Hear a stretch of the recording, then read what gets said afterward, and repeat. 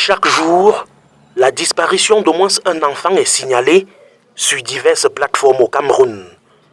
Un phénomène qui inquiète et qui préoccupe au premier rang les femmes du mouvement pour la renaissance du Cameroun.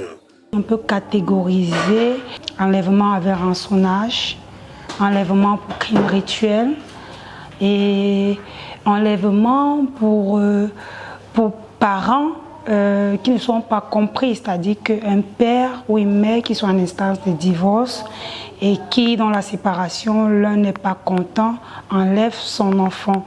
Des familles attristées, des enlèvements de plusieurs ordres sans mesure particulière pour y faire face. Ailleurs, dans des pays que nous connaissons tous, la seule disparition d'un enfant mobilise tout l'appareil de l'État. Les moyens de l'État sont mis à disposition pour essayer de trouver cet enfant, retrouver que ce soit mort ou vif. Mais dans notre pays, pardonnez ma franchise, ça relève d'un fait divers. Et c'est ça qui nous fait mal. Le mal est profond. Il faut passer l'information et intensifier la sensibilisation.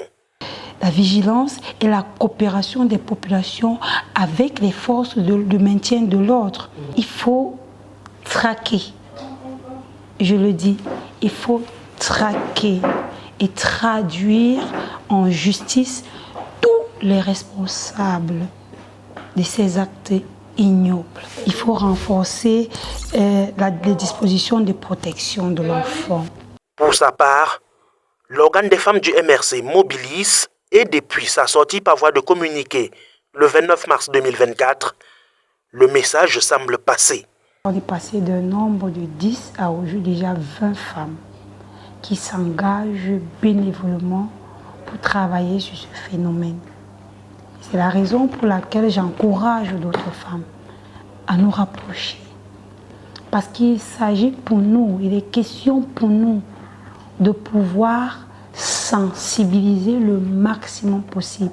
Nous allons déjà dans les écoles, nous causons avec les parents dans les réunions des parents d'élèves, dans nos groupes d'église, déjà nous le faisons. Nous sensibilisons les parents et je vous assure, à chaque fois qu'on évoque le sujet, alors là, on a des larmes, on a des parents, on a des témoignages. Meilleure arme pour limiter l'enlèvement et la disparition des enfants, selon l'éducatrice, la psychologue, mais surtout la politicienne, l'engagement par l'inscription sur les listes électorales.